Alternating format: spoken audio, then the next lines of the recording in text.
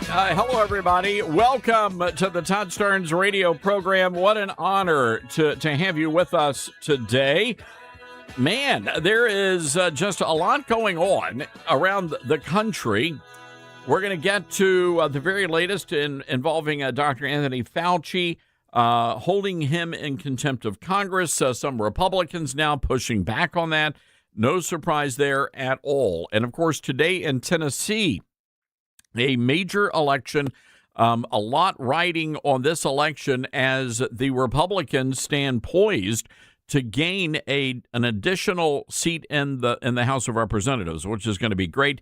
Brent Taylor, the state senator, pretty much kicking butt across the board, and will be the next congressman from the 9th Congressional District, which, by the way, happens to be the district that was once represented by none other than Davy Crockett. So there you go. So we'll talk more about that. We've got exclusive interviews coming up with Senator Marsha Blackburn and Monty Fritz. Also, Angie Wong is going to be along, our good friend from Miami, weighing in on the latest involving the Michigan race, which is incredibly disturbing. President Trump weighing in on that.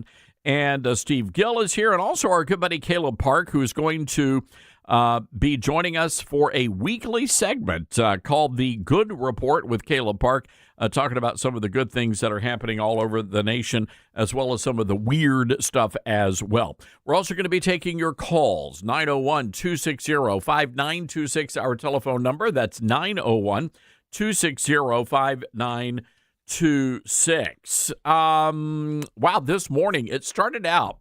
It has been a busy morning. Was on with our good friend Larry O'Connor, who's a radio host, WMAL, out of Washington, D.C., and had me on talking about the Tennessee race and also the new book coming out, The Golden Age, How Trump Saved America, and just had a terrific time, a terrific conversation.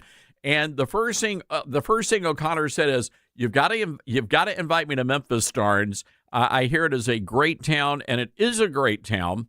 Thanks, quite frankly, to President Trump sitting in the National Guard and sitting in the Memphis Safe Task Force.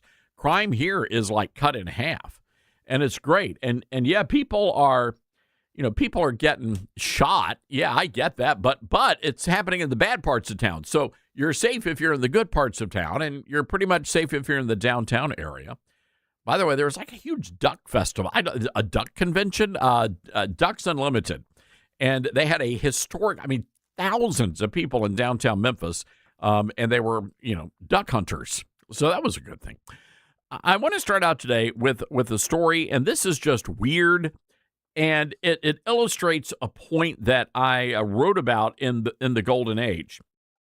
There is a high school, Derby High School in Kansas, and we have a lot of Kansas listeners. We have a lot of radio stations in Kansas that carry the show. And Derby is in the news, and it's a weird story. So the high school yearbook just came out, and I don't know about you guys. Back when Dylan, did you guys have like a physical copy of the yearbook when you were in school? Oh yes, we did. It's like the thing you always want to make sure you're in the yearbook, and you go through and you count how many times, and that's you're in the yearbook, and that's how you know your social status. Yes, Todd, thank you. That is so good. I thought I was the only one that did that because I was looking for myself multiple times. Yeah, wow. So Derby is, I think it's outside of Wichita. So I'm sure Dalton Glasscock will know all about that. But it's not a big town. It's a southern suburb of Wichita. And they have about 25,000 people, so it's a big suburb. And so anyway, they have this high school yearbook, and you know how it is with high school yearbooks. You got the class photos, so everybody's got their picture. I used to hate those days, but I got to tell you, I took some pretty good pictures back in the day, Dylan. If I'm just telling you, I look pretty good, pretty snazzy. I was not too keen. I think my freshman year, I had that was when all the guys were wearing the hair feathered right down the middle. And so I literally, and that was not a good look for me. Well, it's okay. It's an acquired taste. My sophomore year was worse. So I was in the school musical, and I played an old person. And so they put all this makeup, this old people makeup. and we had our cast party at the Catholic parish like fellowship hall, and it had an old gas oven. And I guess the gas built up, and I just happened to be standing in front of it when the gas blew out, and there was like a huge blast. Oh no! Nobody got injured except for me, and it blew off all the facial hair that I had, including my eyebrows. Oh yeah. So that happened on a Friday night. On Monday we had school pictures, and that was my sophomore photograph. I have no eyebrows. Oh no, you didn't even get them penciled in. Nothing. No, you could. It was not a yeah. And well, I also looked like I looked like a lobster because my face got flash burned. Golly, it was terrible, except where my glasses were. So I really look like a freak of nature. I have to try to find that somewhere, right? It's terrible. That can't just live in my mind. And I it blew all my hair back and singed it together like I was like one of those little those pencils with the little trolls on it. Oh yeah, sure. And you roll it together in your hands like that. Uh-huh. That's what my hair looked like. That's what they should have labeled you in the yearbook. This isn't Todd Starnes. Todd Troll. This is a troll. Troll Starnes. So anyway, you have all that kind of stuff in your yearbook, right? And, the senior superlatives. I was most talented, by the way. I was friendliest. Were you really? Yes. I believe that. Well, I believe you're most talented. I believe that. They had me playing a piano, and they had some other chick. I can't remember her name. No, her name was Lynette. How did I just remember that? Her name is Lynette, and she was like posed seductively on top of the upright piano. Oh, wow. For high school. Mm-hmm. For high school. Yeah. Interesting. We were a little progressive. Wait, what did she get? What was her She was most talented, too. So we always did male and female, senior superlatives. And so anyway, so you count. So it's all about just documenting the school year. Well, at Derby High School, their yearbook was filled with all sorts of inappropriate material. They had one student depicted as a drag queen. It was a teenage boy, and he was wearing like a leopard print top and black fishnet stockings. There were articles attacking Charlie Kirk supporters. This is all in the yearbook, high school yearbook. There were quotes mocking people who love Jesus, who go to church. This is in Derby High School in Kansas, the heartland. There was also a full page attacking ICE agents for deporting all the illegal alien invaders. And of course, this goes without saying, of course, there was a huge thing in there talking about how awful President Trump is. They call the president the worst president in American history. It's in the high school yearbook.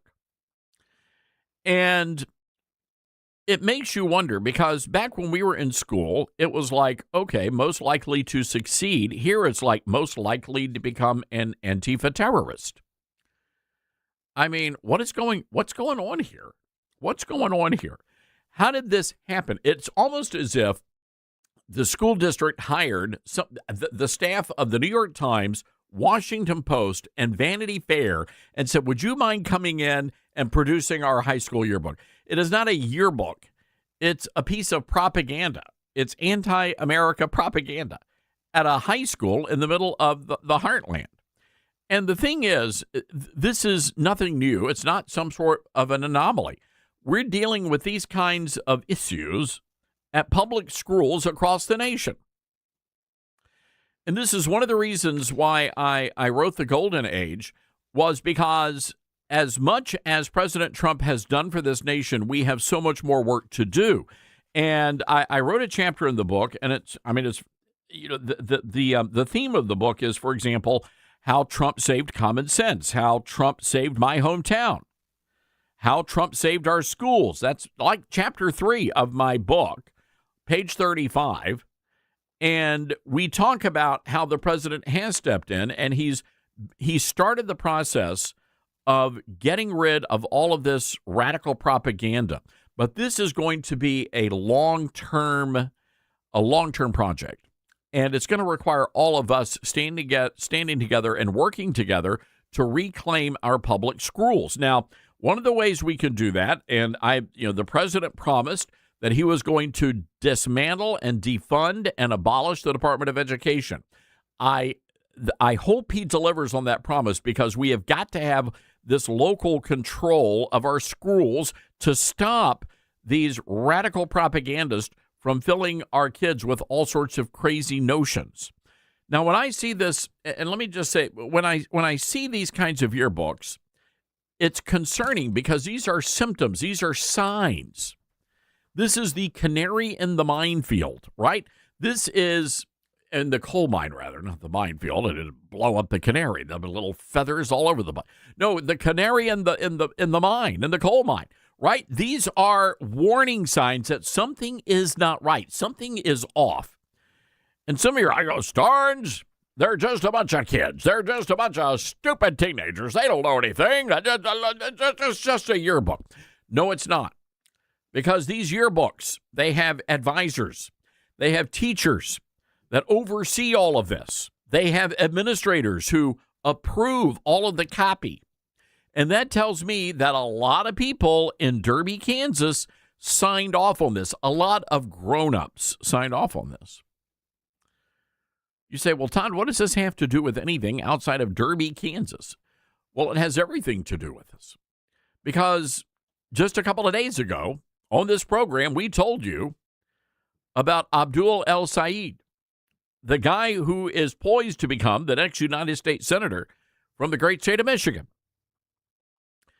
And we now know that a lot of the support this guy had, El Sayed, actually came not from blue-collar workers, but from young professionals, young voters, college towns. That's where the numbers swelled in support of a guy who thinks America is racist and pals around with people who say that 9/11 was our fault, that our behavior led to what happened on 9/11.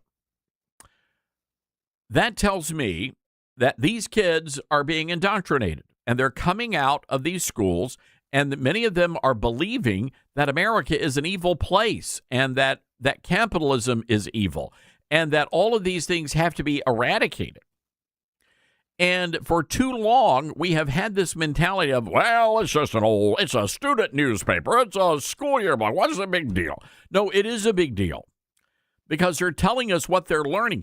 These kids, do you really think, just hear me on this, do you really think that the average family in Derby, Kansas is sitting around the dinner table?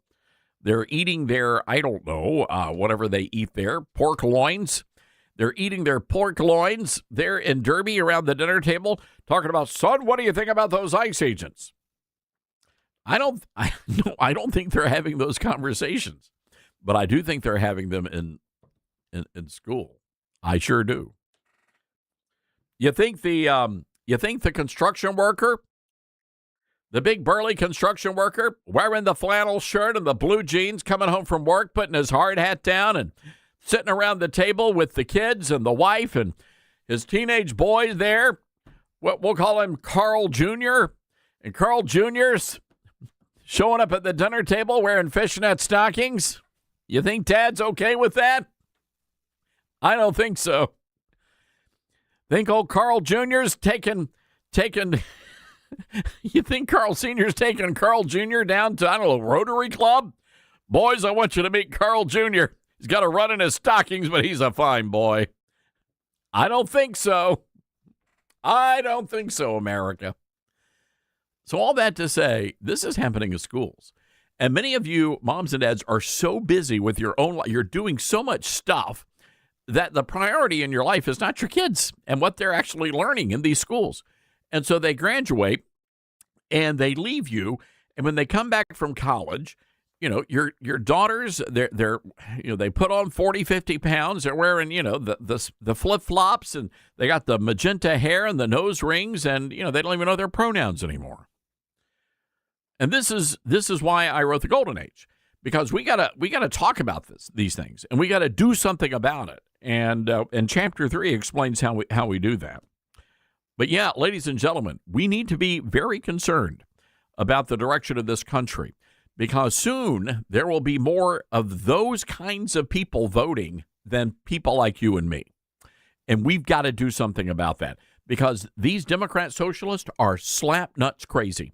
All right, got to take a break. 901-260-5926, our telephone number. That's 901-260-5926.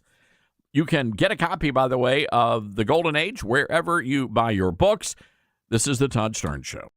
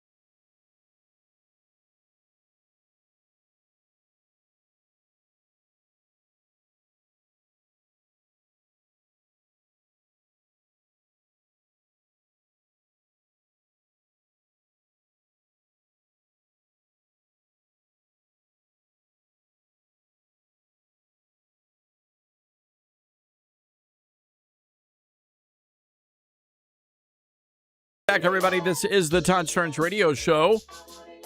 You know, when it comes to Anthony Fauci, and again, the problem with Republicans is that they don't want to do what needs to be done, right? And I don't know if it's is it a case of lily-liveredness?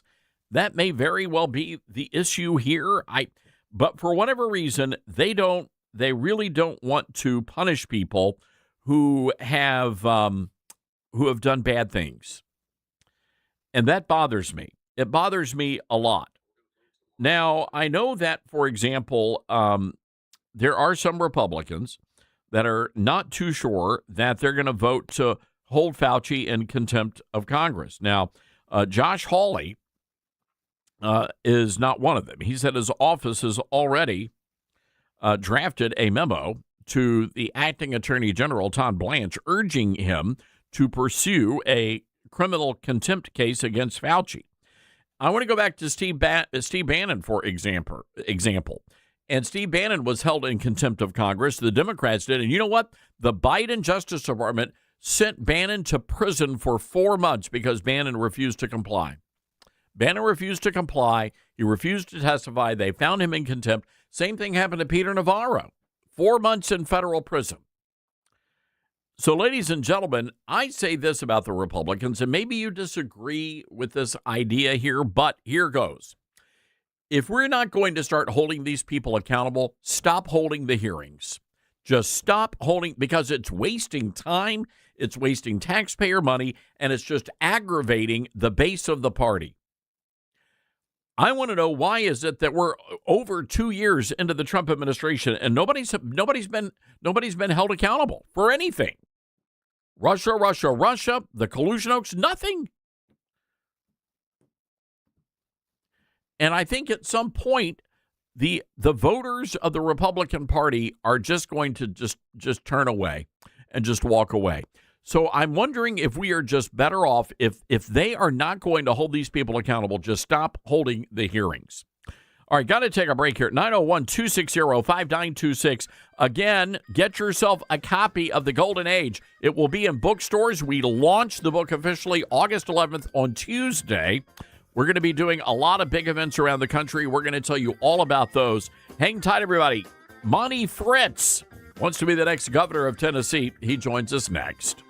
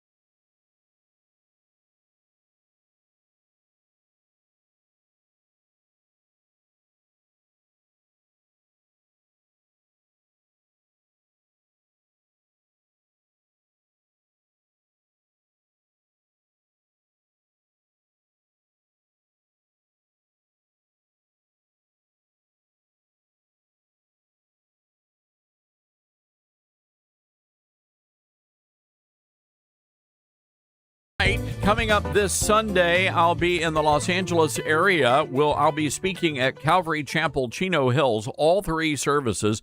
Our good friend Jack Hibbs is the pastor there. We'll be signing copies of the Golden Age immediately after all three services. We would love for you to come down and be a part of the services, worship with us. Then, this coming Sunday night, we'll be at Lancaster Baptist Church in the Antelope Valley. That's the high desert there in northern Los Angeles County. Then back to Memphis for Book Launch Day on Tuesday. So gearing up a lot of big events coming up as we celebrate the launch of the Golden Age. Well, right now, though, it is Election Day in the volunteer state, and there is a lot riding on today's election. One of those individuals running to be the next governor, a very busy, crowded Republican primary, three candidates, Senator Marsha Blackburn, Congressman John Rose, and our next guest, State Representative Monty Fritz. Monty joins us on the Patriot Mobile Newsmaker line. Monty, where are you and what are you doing right now? Well, I'm in Kingston. Good morning, Memphis, and good morning, Todd. Thank you. I'm in Kingston, Tennessee right now. We're delivering some drinks to some of the folks that are holding up Fritz signs around the districts here in East Tennessee and shaking last few hands. And do me a favor, when you see Pastor Hibbs, tell him I have been scheduled twice to try to go out and take him a copy of our prayer resolution. If you'll remember, in 2024, when we called Tennessee into a month of fasting and prayer, Pastor Hibbs had his church wearing orange so that they would remember to pray with Tennessee, and tell him how much I appreciate and love him for that.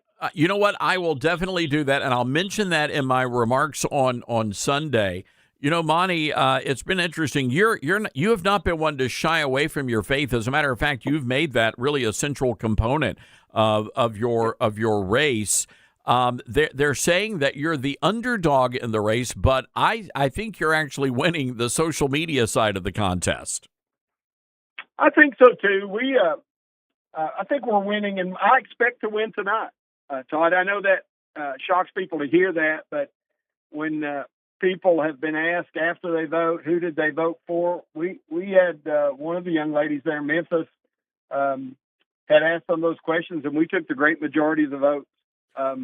Why do you say that, Monty? Because when you look at the polling data that's out there, when you look at the amount of money that's been raised, I mean, in all honesty, you if you take a look at how little you have raised, and the fact that you don't have that massive platform like a Senator Blackburn or a Congressman John Rose, and yet you are being mentioned as a contender. Why do you think that is?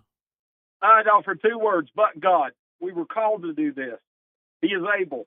If we do win tonight, it won't be the hard work of all the hundreds of people who volunteered. It will be a miracle. I still believe he splits the Red Sea.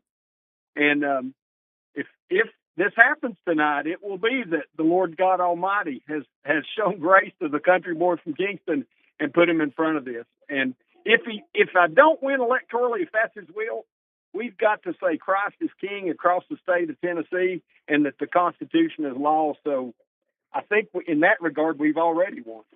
No, it's really been remarkable to see the grassroots rising up really across the volunteer state and embracing your message, and your campaign funded by Tennesseans. You haven't taken any outside money, have you?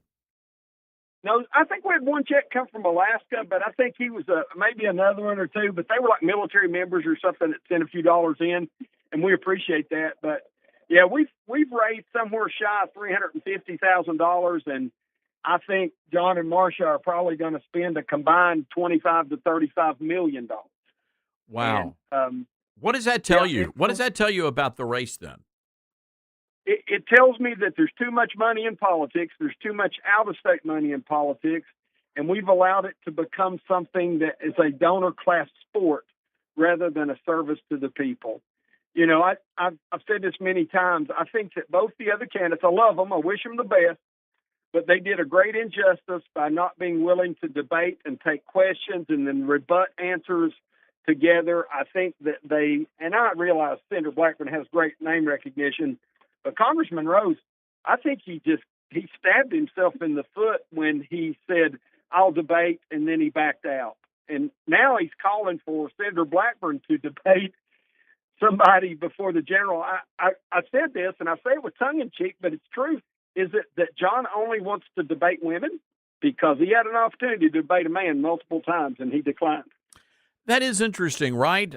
Because he did, and I asked him on this program, I said, would you be willing to debate Monty Fritz? And he said, no, absolutely not.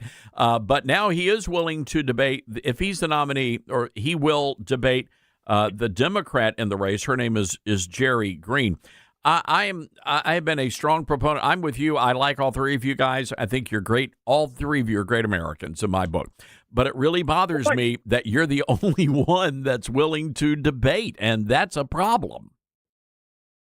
Well, I think so too. I think that it's an indication of a timidity of spirit, a fear of confronting things, and I think a lot of Tennesseans are looking for somebody who will confront issues, and many people will disagree on some of the positions that I take, but I most often hear from them, at least I know where you stand, Monty. You don't beat around the bush and kind of mealy-mouth things like some of these career DC politicians do. So you are somewhat, and I don't want to elevate you to prophet status, but you are somewhat prophetic in your approach to Islam, and I want to get to the controversy some of your comments caused in just a minute. But yesterday on this program, we were talking about what was happening in McKinney, Texas.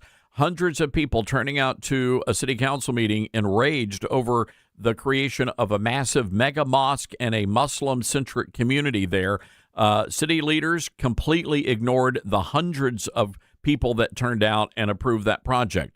Same thing is happening in Mooresville, North Carolina at this very moment. They had more than 500 people turning out there to oppose a mosque development in North Carolina. And then we all saw what happened in Michigan with the election of Abdul al-Said, as the Democrat nominee for the Senate coming out of Michigan. State Representative Fritz, we are looking at the rise of Islam. How concerned are you about that? What are you hearing from Tennesseans, and what would you do about that if you're elected governor? Most of the Tennesseans agree with me that the Islamization of the state, not the Muslim person, the person, Christ died for all of us. You know, for God so loved the world, he gave his only begotten son. That's whether you grew up in a Baptist church or some synagogue or some temple or some mosque, wherever. He wants us to come to the saving knowledge of Christ. But the movement of Islam, it is a political movement designed to force us into their political system at the point of a spear or the end of a rifle. I will not tolerate it. I've called on Governor Lee to declare the Council for American Islamic Relations and the Muslim Brotherhood as enemies, as foreign terrorists. I think that's one of the first things I'll do as governor, because that opens the avenue to start exploring the funding. We heard here in East Tennessee that was Muslim voting day in Memphis last week, and we heard that they provided interpreters for Arabic, another language, and French so that folks could vote. I got to tell you, Todd, I'm asking the question in my mind, many Tennesseans are, if you're a citizen and you're able to vote, why the heck do you need an interpreter to understand the ballot? That's problematic for me. This is a movement. Again, I love the people, but I hate the sin. Islam is a sin. And it is a movement that is designed to overtake our United States. We have been colonized in New York City, in Minneapolis, in Dearborn, Michigan, and many places in Texas. I refuse to sit idly by like most of these weak males in politics have done and not speak up against it. It disappoints me greatly that Congressman Rose has backed away from that issue. As a Christian, I'll say this, it gets a little more maybe preachy. As a Christian, I think that Jesus is the way, the truth, and the life, and no man cometh to the Father except by him. And I think with that view, I can only want to evangelize those who are lost and going to hell, and that includes the adherents to Islam. So I think it's time for us to be bold. I think Tennesseans are bold. There's an inscription on the Alvin C. York statue at the Capitol in Nashville, and it says, "Armed with his rifle and his pistol, his courage and his skill, this one Tennessean." And then it talks about what Alvin York accomplished in World War I. I think the people of Tennessee want a little spirit of York. they're sick of the spirit of Al Gore. They want a little Al York. So we hope to bring some of that. Well, we certainly wish you nothing but the very best out there on the campaign trail. You've run a good campaign. You've run a spirited campaign, and I'm really impressed. You have been all over the state. And a lot of people don't realize how big of a state Tennessee is until you get on Interstate 40 and you're like, sweet mercy, this is a lot of ground to cover. We've met multiple times.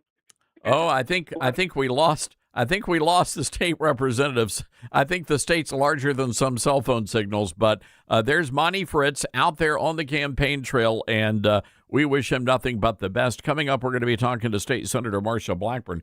You know, he mentioned Alvin York, and Alvin York is one of the great Tennessee heroes. Back during World War I, Alvin York actually captured, just by himself, single-handedly, he captured 132 German prisoners. One guy.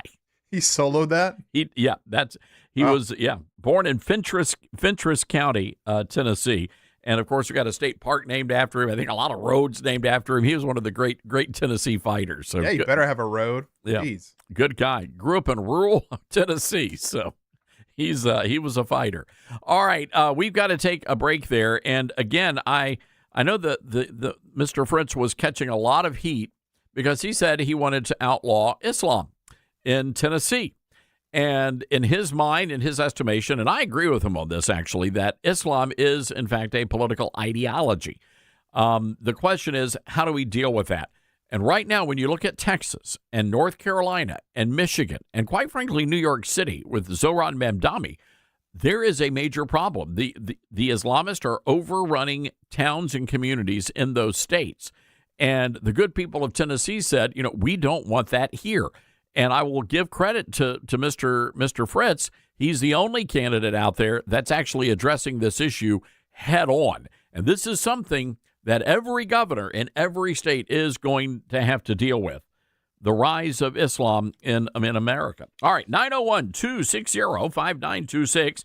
If you're listening to us across the great state of Tennessee, go and vote. You need to get out and do your duty as a citizen. This segment of the program, by the way, brought to you by our good friends at Newsmax. Millions of Americans agree with President Trump. They're switching to Newsmax, watching great shows, Greta, Carl Higbee, Rob Schmidt.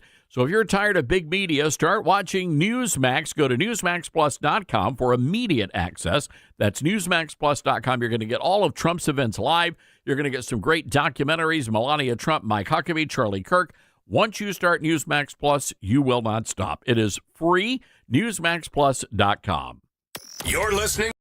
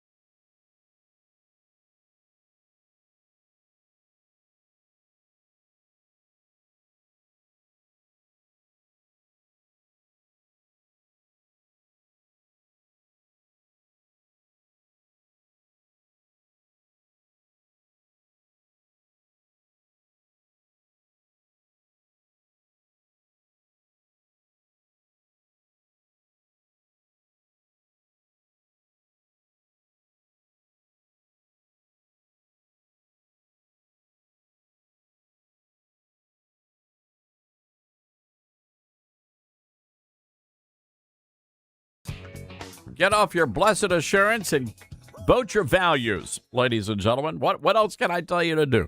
Dylan, have you voted yet? I know you haven't. Get out and vote. I'm going to vote after work. All right, you better. Yeah. All right. We know Ian can't vote yet, so he'll have to vote Democrat. Oh, he's still a youngin'. Yeah.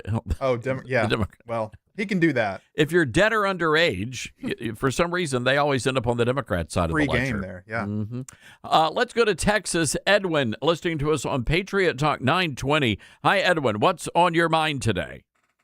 Yes, sir. I've listened to you quite often, and I'm down here in Galveston County, south of Houston, and I'm a retired attorney. I style myself as a constitutional law attorney nowadays. Anyway, the point is, as to all these candidates that are coming out and talking about different forms of government, the Constitution already guarantees in Article 4, Section 4, a Republican form of government.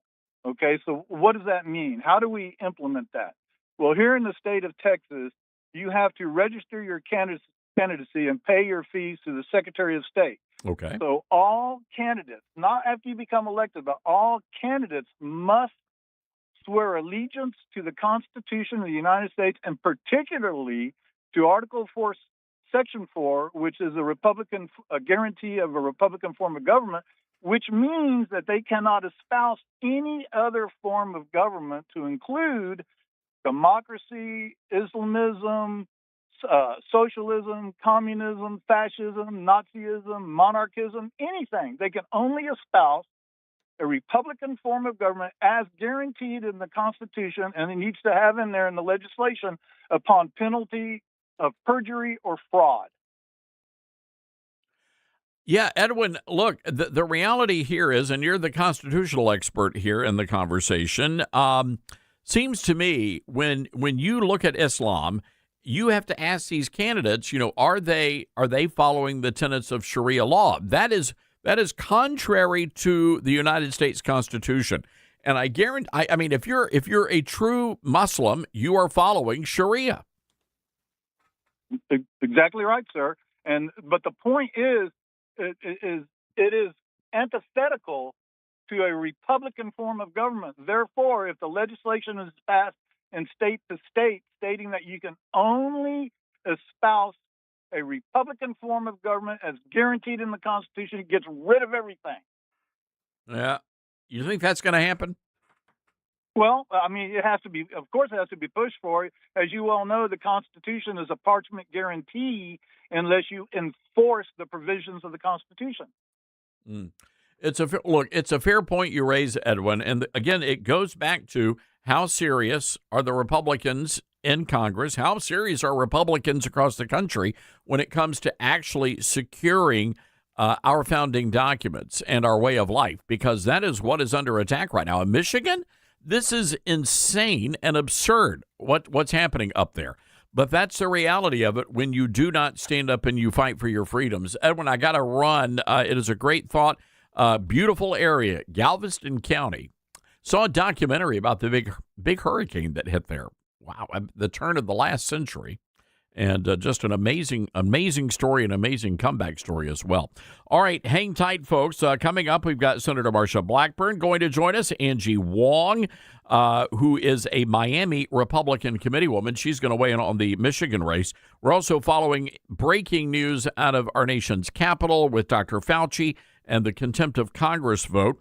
Steve Gill's going to be here along with Caleb Park, the journalist, a good friend of this program, host of The Good Report with Caleb Park. And ladies and gentlemen, a reminder as we go to break, be sure to head over to toddsterns.com for all sorts of great free items for you, including our free podcast. If you miss any of our interviews, you can go back, listen to the entire show free of charge. You can also get our free newsletter, comes out every single morning. On that note, we have some great stories up at toddsterns.com, including one that's going to blow your mind. A New York town, Brighton, New York, has banned Christians from erecting religious displays in public. A New York town banning Christians from erecting religious displays in public. And here's the kick in the pants. If you're Muslim, you're allowed to celebrate publicly. Christians are not allowed. You got to read this exclusive story over at toddsterns.com. All right, hang tight, everybody. Got to take a break. Hour 2 coming up.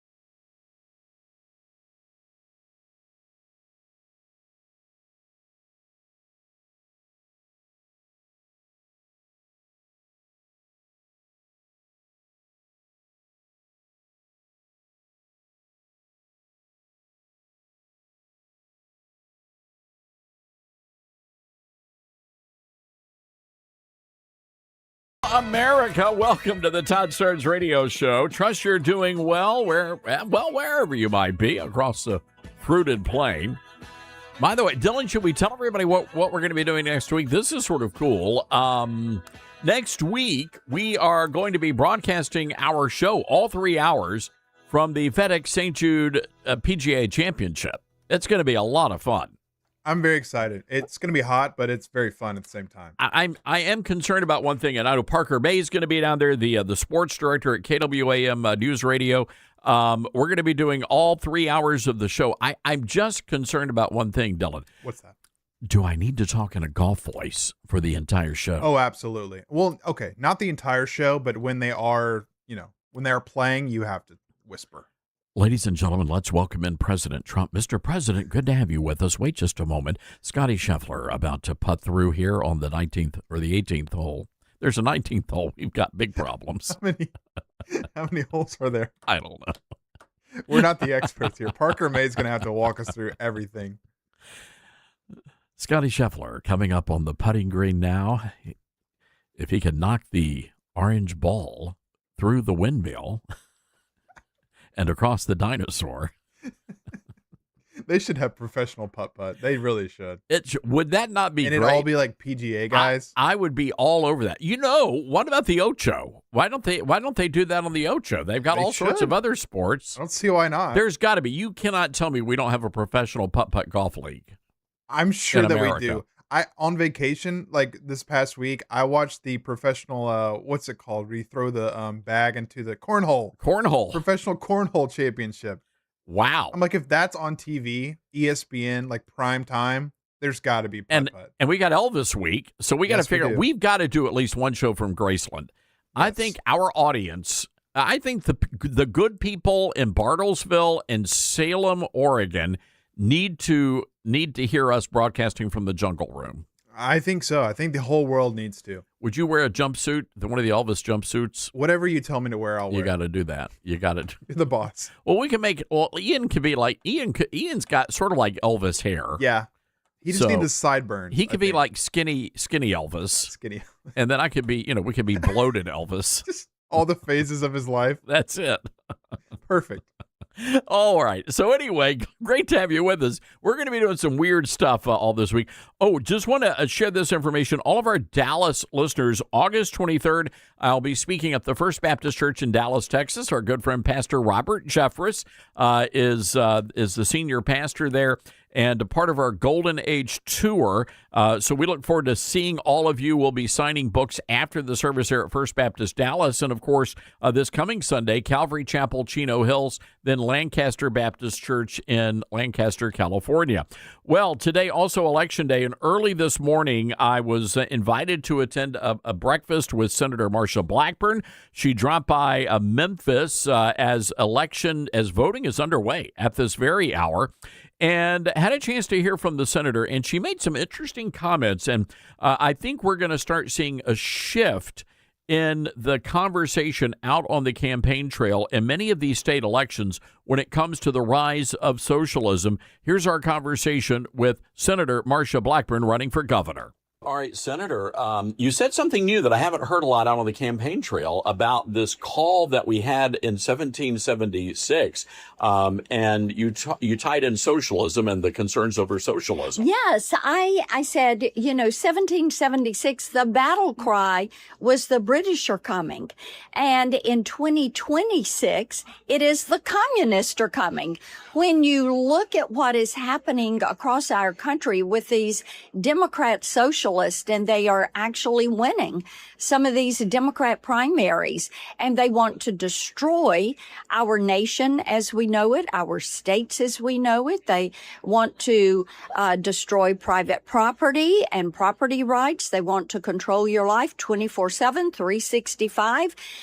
Take your property, let the government decide everything, have one body of Congress and have them appoint the president and take away the will of the people. So I think we have to be mindful of this. It is time for Republicans to show up and vote. And that does seem to be the issue, is getting the Republican vote out. For some reason during primaries, Republicans don't like to get out and vote. What are you hearing from the people that you've been talking to? Again, you said from Mountain City to Memphis. Yeah. What is the big issue on their minds? Number one thing that we hear about statewide is the economy, the cost of living, wanting inflation to come down, wanting to make certain in Tennessee, we are focused on that issue and focused on jobs that are going to have growing wages, jobs that are good for today and are going to be good for our kids and our grandkids. And people will say, let's be smart about this. Let's work to grow business. Of course, in Shelby County, you've got a great example of an idea that became a company that has become a global leader, and that's FedEx. Let's focus on growing these and retaining jobs and recruiting businesses that are going to fit in to what we've got going on in Tennessee. Second issue is public safety. And I'll say this, here in West Tennessee, public safety is probably the number one issue. And the way I work to pull together the Memphis Safe Task Force, the success of that, the fact that crime has been cut in half, U.S. Attorney Mike Donovan being here today, we've seen so many successes in Memphis. The third thing we hear about is a great education, access to that for our kids, and better outcomes when it comes to their grades. I want to go back to the Gen Z voters, and sure. We saw a huge number of those folks embrace the Republican Party in 2024. A lot of those same kids now are really concerned about affordability issues, and I know sometimes Republicans are like, well, get a second job if you can't afford it, but these are kids working hard, and they just can't buy that starter home. Many of them can't start their families because of the economy right now. What do you say to those young voters? Yes, and making certain that we are simplifying regulation and permitting is going to be important for helping get the cost of housing down and making housing more affordable. Likewise, getting those interest rates down on those home loans. And then, of course, growing wages and the types of jobs that are going to give them some movement, upward movement in their careers so that they have better wages and are able to afford to buy those homes. Those are considerations. And, it's a local, state, and federal issue when it comes to getting that cost of housing down. Mm. When you look at Memphis, and you mentioned the safety issue, the task force, so many people here are grateful for what you've done and what the president has done. At the same time, we look at Nashville, we see the skyscrapers going up, we see the professional sports teams coming in. What can you do as governor to really help bolster Memphis's economy and stop the hemorrhaging of people leaving? Yes, and one of the things as we worked with Memphians and heard their concerns, the crime issue was item number one, and getting that under control and knowing that crime has been cut in half. The mayor and the police chief have been great partners in this, as has U.S. Attorney Donovan and U.S. Marshal Tyrese Miller.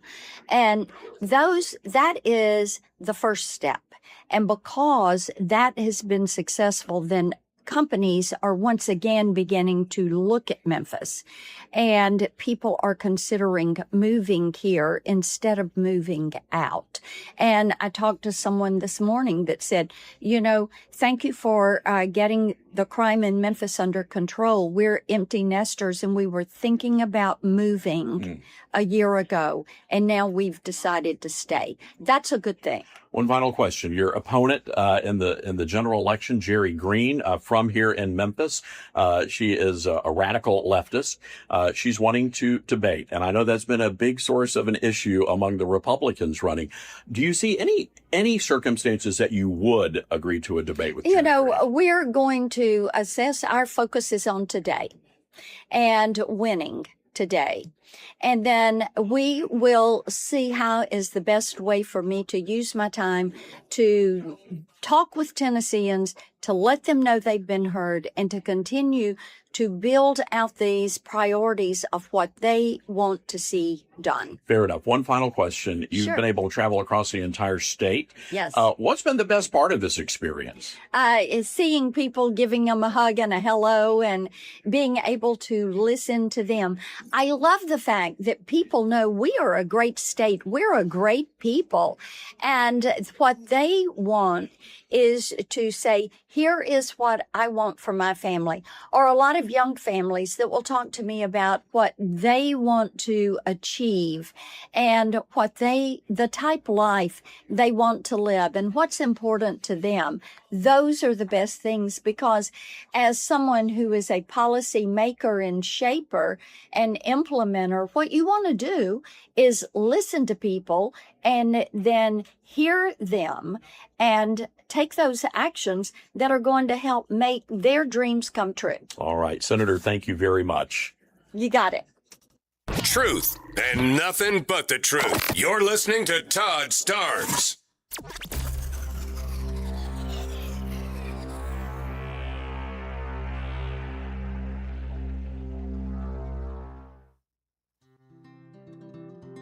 From fruits and veggies to fiber and spice, Balance of Nature supplements, changing the world one life at a time. I'm a natural bodybuilder, so I know when something works and when something doesn't. I've tried so many different products. When I got your product, and like I said, I'm a natural bodybuilder. As soon as I got it, did them for a week, and I told my brother, I said, Rick, you need to try these. You know I won't give you nothing if it don't. He tried them, bam, the first day. He said, this is a good product. And I got my mom on them, and I just keep pushing your product. It's a great product. You're a great company, and everybody there I've talked to has been so kind. Great product. It does what it says it does. Start your journey with Balance of Nature supplements today. Go to balanceofnature.com and sign up as a new preferred customer to get 35% off your first preferred set. Call 1-800-246-8751 or go to balanceofnature.com and get this special offer by using discount code TODD. At a time when technology is often used to distort the truth, there's a new tool that's actually getting it right. My Faith Assistant is a Bible-based AI designed to help you understand God's Word and grow spiritually. Unlike generic AI tools that give vague or unbiblical answers, My Faith Assistant is anchored in Scripture, built on seminary-level resources, and shaped by more than 50 years of trusted teaching from Dr. Michael Youssef. And it's free, no login required. Try it today at myfaithassistant.com. America has a new choice for fair and balanced news. ToddStarnes.com. Journalism you can trust from some of the best reporters and opinion writers in the business. ToddStarnes.com takes you to the front lines of the culture war, defending faith, freedom, and your family. ToddStarnes.com also features exclusive interviews with America's top newsmakers like Mike Huckabee, Franklin Graham, and Newt Gingrich. Find out why millions of Americans read ToddStarnes.com every day. It's news you can trust. ToddStarnes.com.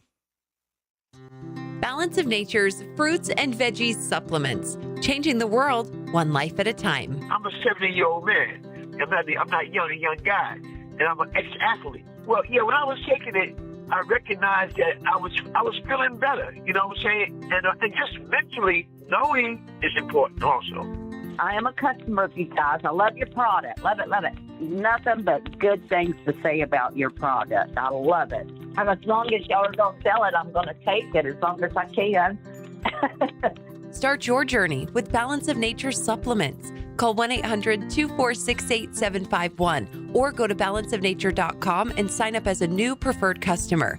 And for a limited time, get 35% off your first order with free shipping and our money-back guarantee. Go to balanceofnature.com or call 1-800-246-8751 and get this special offer by using discount code TODD. I learned patience from my adoptive dad. All he had to say was, "Hey, you got this. Just breathe." Hey, we're pretty good. Yeah. Might have to start a band. I got it. Learn about adopting a teen from foster care. You can't imagine the reward.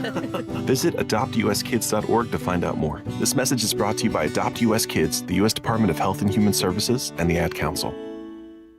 Now more than ever, it's important to support companies and organizations that share our values. Patriot Mobile not only shares our beliefs, but they actually do something about it. America's only conservative Christian wireless carrier. And they donate a portion of every dollar to organizations that fight for causes you care about. Switch to Patriot Mobile now and use the promo code TODD to get free activation and a free gift. Veterans and first responders save even more. Go to patriotmobile.com/Todd or call 972-PATRIOT. That's 972-PATRIOT. Most people out here think that taking care of one another is important.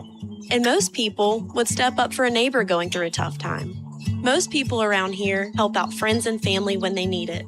But the funny thing is, most of us won't look for help when we need it. Talk to someone if you're struggling with mental health, because most people out here really care. Find more information at loveyourmindtoday.org. That's loveyourmindtoday.org. Brought to you by the Huntsman Mental Health Institute and the Ad Council. My mom has taken up going to the park to practice yoga. My dad's going to a club, but not a book club, a salsa club. Finding new hobbies comes with age. My mom has started getting lost and not knowing where she's going. Becoming lost or disoriented doesn't. Confusion with time or place may be a sign of Alzheimer's. An early diagnosis can help improve the quality of life for your loved one. Learn the warning signs of Alzheimer's at 10signs.org. Brought to you by the Alzheimer's Association and the Ad Council.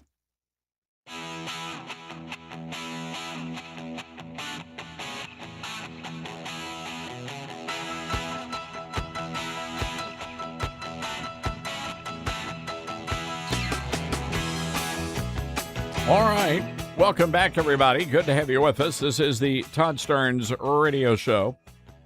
Stephen Miller, last night, man, just doing a terrific job, warning on Hannity about what's happening and the threat of communism right here in America. Cut 31, please.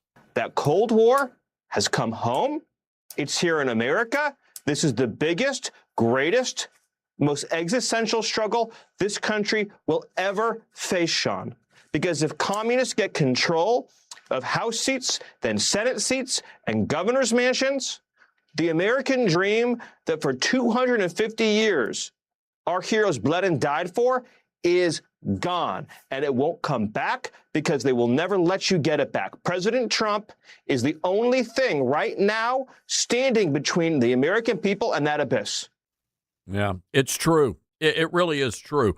Laura Ingraham just doing a terrific job last night talking about Abdul El Sayed's big win there in Michigan and what that means to the rest of the country. Cut number 34. Beyond who think just like he does. So it's going to take more than Dearborn Muslims and Ann Arbor liberals to beat Mike Rogers. They'll need middle class and union voters, too. And that may be a heavy lift because Politico noted that it was Haley Stevens who appealed more to working class folks. And El Sayed did better among affluent and college-educated voters, of course. Now, even the liberals at Slate are worried, describing the victory as a whimper, given expectations heading into the night. Despite public and private polling showing double-digit leads for El Sayed heading into the evening, he defeated Stevens by just 1 percentage point. So the question here is, come November, will those Haley Stevens voters really vote for the guy who's the socialist dreamboat of diversity? Are they really going to buy his attempt to pivot and his silly gym rat flex and his tight-fitting black tee? If El Sayed wins, I will not vote Democrat. I'll switch over, and I'll vote for a candidate with character, whoever that might be. I'm very anxious about the socialist aspect of what Abdul and his supporters represent.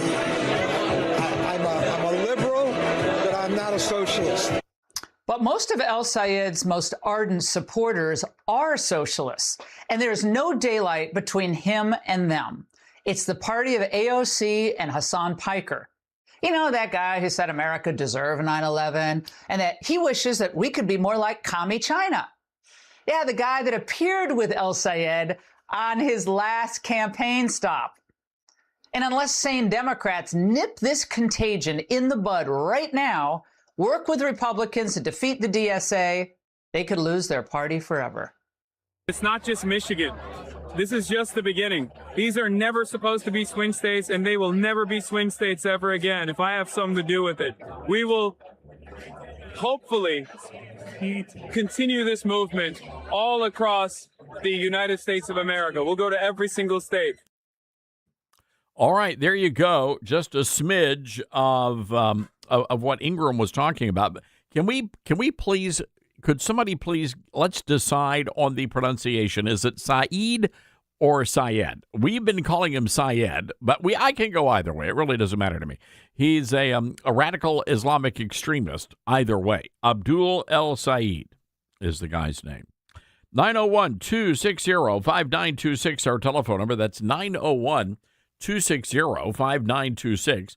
I'm curious, how concerned are you about the rise of Islam and the fact that we're watching this odd fusion right now between the communist and the Islamist? And what's going to happen is they're going to merge together. They're merging together these two ideologies to destroy America. I mean, that's the end game here. And once that happens, you're going to see the Islamists rise up and completely eradicate the communist. It will be an end game scenario. You know, one of the El Sayed supporters had something to say about voters, and it is very interesting the way they're approaching all of this. Cut 33, please. Everything is people aren't stupid. This politics of no translation is going to be the way forward. No, for sure. People, money on politics, money in your pocket, Medicare for all. No one has to decipher what the hell that means. That and I just want people to be like. I mean, it's really devious, but it's true. The Al Sayed supporter said voters are stupid, and the best way to win is to hide the truth. So when you say you want free health care for everybody, or you want to provide free grocery stores or free health care or free whatever, yeah, because the average voter is stupid. They don't step back and think critically about these issues. I have been stunned by the number of people, even here in Memphis, where I'm out and about and people say, who should I vote for? I'm like, what? Why are you asking me that question? Go do your homework. Look it up for yourself. Make those decisions for you. And a lot of people don't even realize there is an actual election. People are just, and a lot of times they just tune out. I mean, you guys, you live, eat, and breathe this. This is what you do. You're in this 24/7. The reality is there are not enough of us in this 24/7. And you've got to be, especially with these communists that are lurking about, like Abdul El Sayed. Mike Rogers, here's what I think is going to happen in Michigan. I really do believe that the Democrats in Michigan are there's going to be some crossover vote. And you're going to see a lot of Democrats who are maybe liberal or moderate, not leftist, but liberal or moderate, especially the moderates. And they're going to be voting for Mike Rogers, the Republican. I mean, that's how bad things are. And that's why you got James Carville out there. So, well, I'm just going to leave the party. Not going to vote Democrat again. Not going to do it. Not going to do it. That's James Carville. All right, 901-260-5926 is our telephone number. That's 901-260-5926. James Carville, what's that number? It's 901-260-5926. You sorry, Mike in the Blades? All right, James, calm down. We'll be right back.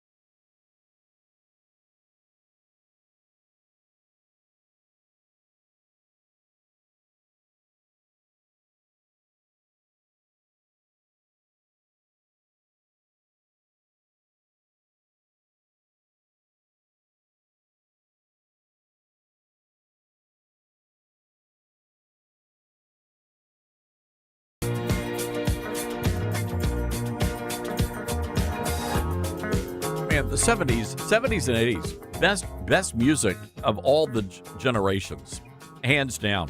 I know Angie Wong agrees with that. Our good friend, Miami Republican Committee woman, Angie, are you a big music person?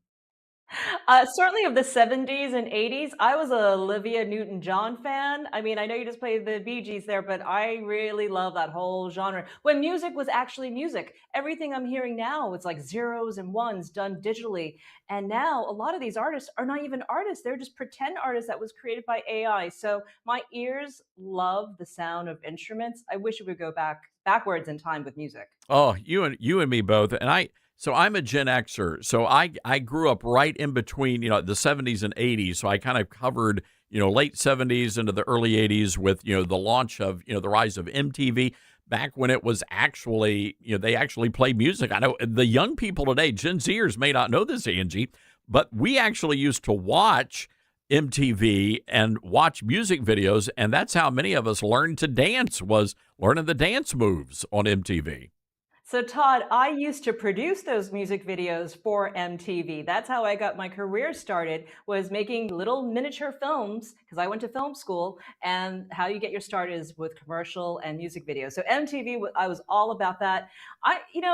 MTV just shut down like about a year or two ago. Did you see that? Like the final show went away. I was kind of sad, but kind of like, wow, that took a long time. That was a really slow death, actually. But remember the music videos? That's what sold albums. Apparently, you don't need that anymore. No, or just remember, when I was anchoring the news out in California, I landed in Sacramento, which was the hometown of Tower Records. That's where it all started. And I remember going after my new shift on the radio station and going down and looking through the records and the albums. I got to tell you, I just miss those days. And I love all the digital stuff. Don't get me wrong, but I like to hear the news that like vinyl is coming back now. Record stores are starting to pop back up. I miss those kinds of things. You might see that. I mean, my daughter's generation, and she's a preteen, they're buying albums again. I think we've, gone over the top with the digital stuff, yes, but our ears, they hear it. I hear and see the zeros and ones when I listen to music sometimes. And it's just not the same. There's no romance to it. You don't get to stare at an album cover and like have 1,000 stories about that cover. I mean, all those days are gone now. It's true. Dylan, turn your microphone. Dylan, our board op was a music business major at the University of Memphis, and we actually have this cool place here. We're going to talk politics in a second, but we've got to talk about music right now, Angie.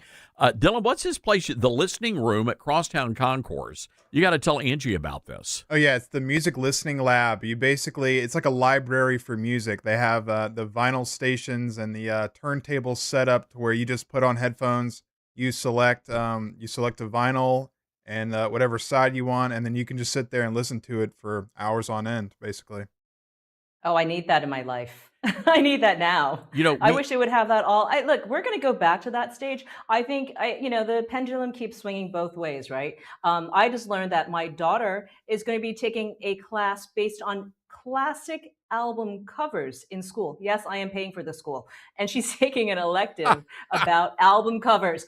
I'm like, what are the iconic album covers? I only know of the ones from the 80s, maybe the 70s. Oh, wow, I'm not going to date myself that far back. But I guess you could do an entire semester on album covers. And yes, again, I'm paying for her schooling. I like that school she's going to. That sounds like a cool. I can just imagine we're bringing all of you guys to Memphis, Angie. We're going to make this happen. I can imagine you, Mary Walter, Jeffrey Lord. We'll get Governor Scott Walker. We'll all be in the music lab listening to vinyl records. Bring it back. That's the best campaign I've ever seen. Honestly, you bring that campaign to your state, Todd, I will tell you, we're going to get all the extra votes, the votes that we never even thought we had. There's so many youth votes. I would love to see that image. Speaking about what is old being new again, communism is back. And I know Stephen Miller just really did a great job explaining the dangers to the country on Hannity last night. But when you look at what's happening in Michigan, you've got this combo platter of radical Islam and communism declaring war on our way of life. And Angie, I'm wondering what we need to do as Republicans, as conservatives, to fight back here on this. I'm really worried about this race. I know a lot of people can say, okay, let's just throw out the word communism and socialism and scare everybody. And maybe that's the timing right now is the time to do this, because this race is going to be one of the most expensive races we've ever seen in Senate history. Already, the two candidates have spent over $80 million. And that's just the primary. Imagine what's going to happen during the general. So scaring national donors into communism, that's perfect for now. But I'll tell you what doesn't work, because I've run a statewide race in Michigan for the Secretary of State back a few cycles ago. This state will not really be bothered by these words. These are just labels being thrown at. Even with Hassan Piker coming in saying, America deserved 9/11. That was actually incredibly smart of him to say that for Michigan. I know the rest of us, we think this is the most vile thing we've ever heard anyone say. The truth of the matter is, in Michigan, that is one of the largest Muslim American communities outside of the Middle East even, and there's a lot of favorable Muslim supporters within that state. If my daughter went to that school, she's going to have Muslim friends. So that's why these messages really kind of go against what Republicans want to achieve here, which is to win for Mike Rogers in that state. But here's the problem. You have an entire generation post 9/11, 25-year anniversary coming up, who've been targeted by racism about 9/11 just because of the way they look. And a lot of these young kids, and that's who we're talking about, the young college kids in Michigan, they received the really awful end of what had happened after 9/11 with Muslim Americans being targeted. So when you go really pushing hard on anti-Muslim, what I'm seeing a lot of in the Republican speak, that is going to energize voters in Michigan. So we got to be so careful with messaging. Now, again, nationwide, I see the money pouring in. I see how this can work. But just on Michigan alone, I don't want it to backfire on Republicans come November. Yeah, there are some Democrats that were being interviewed, and I have to imagine these are outliers, but there are some Democrats who are saying, they're not going to be voting or they're going to vote for Mike Rogers. But again, I don't think we can take anything for granted. I know here in Memphis, Tennessee, where we have an election day today. And over the weekend, they had Muslim voting day in Memphis. All of the mosques, they got buses out. They had translators to help people understand the ballots. So even in a southern state that's rock solid red, we have a large and growing Islamist population, and we are going to have to contend with that down the road. I'm looking at some of the numbers from yesterday's primary in Michigan. This scares me a lot, Todd. Over 86% of all votes coming into the Michigan primary yesterday were absentee mail-in ballots. 86%. That's 1.3 million. Election day in-person voting, 83,000. So you're saying 1 in 7 person voted by mail in yesterday's Michigan race. I've never seen extreme mail-in voting like this in any state. And I was trying to pull historical data from other states as well as Michigan. We've never seen anything like this high. 86% mail-in ballots. That's who voted El Said in yesterday. And we have to look at that, because is that going to be what's going to happen in November when we go into the general? You're going to have these extreme mail-in ballots.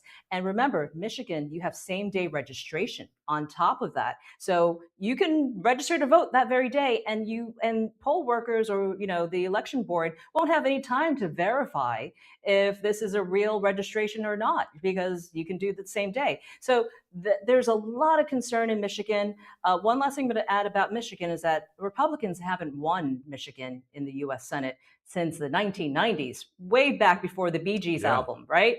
We are talking like Vanilla Ice time now. We haven't won in that state. So I worry about this race more than anything, more than Texas, more than Maine, because for us to flip this seat, it's going to take such an effort. And I know Trump won twice, but can he pull off a third win for the U.S. Senate seat? It's a great question. Angie Wong joining us on the Patriot Mobile Newsmaker line today. Angie, I don't know if you've been following Burrito Gate. It seems to be all the rage. I know the vice president weighing in on the cost of burritos and whether or not they cost $20. The issue is not the cost of the burrito. I think that we're missing out here on something as Republicans. We had so many young people voting in 2024. We want to make sure those kids continue to vote Republican, and they're trying to tell us things are hard out there. Things are not affordable for them. They are not being able to start off their lives like their parents did.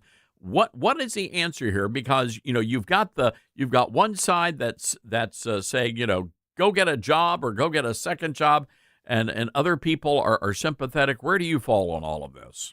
And this is where the Democrat socialists are winning. See, we call them socialists, we label them as communists, all these bad things. But the reality is they're tapping into that nerve that is affecting all these young voters today.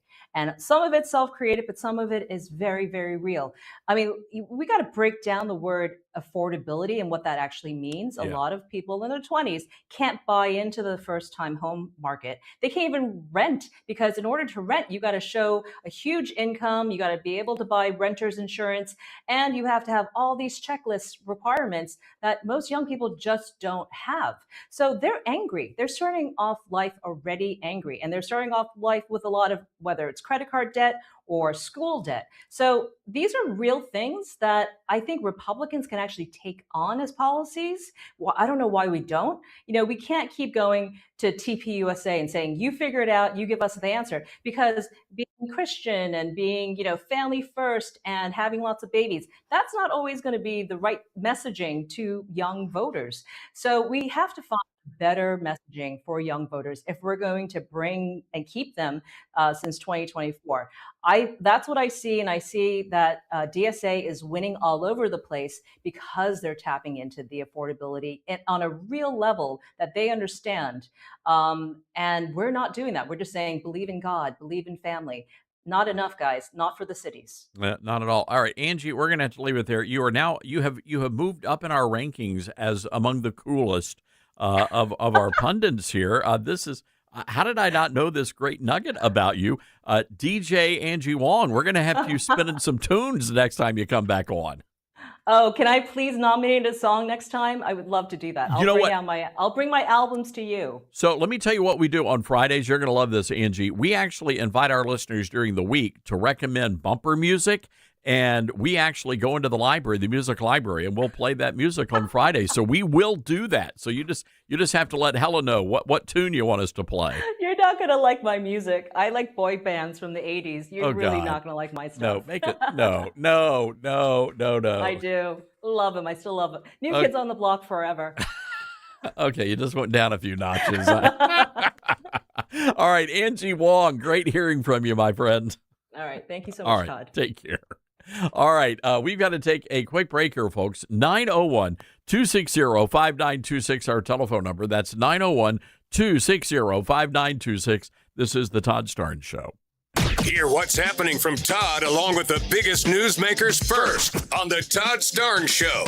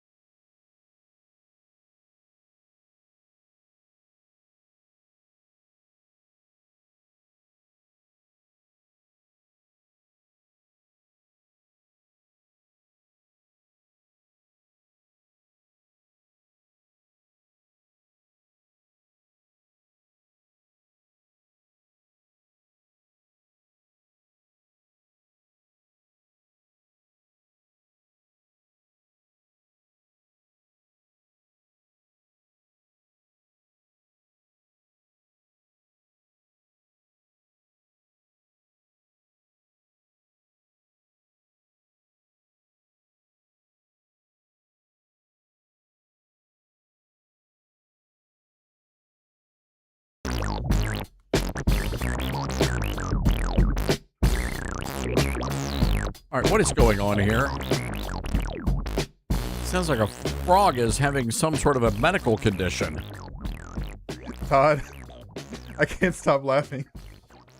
What was that? Is that a song? This is a real song. Is that from Angie Wong? No, this is not from Angie Wong. This is a real song that someone made. I think somebody's got the Hershey squirts going on here. Sounds like that a little bit. Frog pooping all over the place. Yeah. Okay, so what can is I this? explain this context here? Please. This is a very Gen Z thing that happened not even a year ago.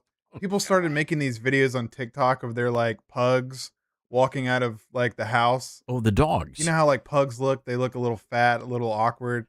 Like like the woke women, yeah. Yeah, the woke the women. libtards. They just kind of wobble, wobble around. Mm-hmm. That they like put that video to this song, and it just kind of sounds like they're just glorping. Or it's called, the song is literally called Gloopin. Gloopin? Yeah. So gloopin. Gloopin. All right. It's a real thing, and it's real dumb. All right. Let's go to North Carolina. WTKF. Al joining us. Al, have you ever been glooping before? Never heard of it, my friend. I listen to bluegrass. Oh, well, yeah. I'm fairly certain you have not heard of glooping. No, sir. What's going on, Al? I do listen to gospel and outlaw bluegrass, but bluegrass. All right, good for you. I like your style. Yes, sir. But I've been hearing the last couple of days about these $20 burritos, and I want to clear up something for you. Now, I go to Chipotle kind of often, but I don't buy the burritos. I find their food's good, but incredibly too salty for me. I eat very healthy. I pick up a couple of the sides, like some guacamole or some of the corn salsa, or maybe a little like different kind of a meat, and I take it home and I make my own burrito. Okay. They got really good tortillas. Their tortillas are above and beyond anybody's tortillas around here, unlike it. They're really good. But, if you order a burrito there, they're about $12 or so, like you said. But the difference is once you add in the extra meat, extra this, extra that, then they're $17, $18, $21, I've seen. And they are literally the size of a small football. I mean, I see these burritos going out of them. It would take, now back in the day, I used to be 387 pounds. I would have been in love with something like this. But now, these days, that would literally last me 3 meals. So if you break that $20 down into 3 meals, it's really not so bad. It's just, and how much of that does somebody throw away in the end? How much sits over left in the refrigerator because they didn't finish it off? You know, Al, I also wonder, and again, you're looking at Chipotle, which is a little bit different business model because they don't have any microwaves. Everything is cooked fresh that day. You have to factor in things like this mandatory minimum wage that a lot of states have. And ultimately, these restaurants, quite frankly, I'm surprised that that they're not $20 as the starting point. So still, you're getting a pretty good deal for some fresh food there at Chipotle. No, it's really not bad. I mean, I really enjoy Chipotle. I just, for me, with the way I eat super healthy. It's just, I can taste the salt. It's like making a salt burrito. Yeah, they put too much in it. If I make the whole thing, I will literally swell up and hold about 8 pounds of water. Oh, geez, hello. That's crazy. How much weight did you end up losing there, Al? At one point, I had lost, when I first started, I went down 212 pounds in about 2 years. Wow. You're half the man you used to be, just about. Wow. Yeah, literally. Yeah. Al, we're going to have to skedaddle because we're up against the clock here, but it's good advice. And, that is true. Some of I wonder why they do that. I thought about that, and I think it's to get you to order more drinks, right? So the saltier the food, the more you want to drink. So maybe that's the reason why. I don't know. Anyway, good for you, Al. Good to hear you're doing healthy and you're doing well. So, yes, Burrito Gate continues. 901-260-5926 is our telephone number. That's 901-260-5926. President Trump has a thought about women's basketball, and it's incredibly inappropriate. We're going to play it for you coming up next. Gloop it.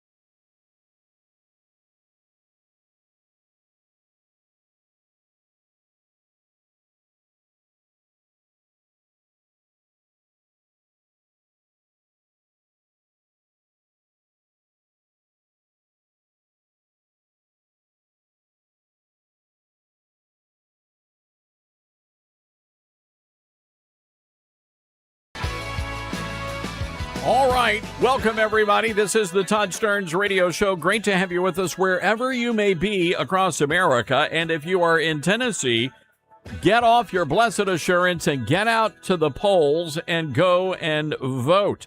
Election day and voting underway. Polls close at 7 o'clock tonight.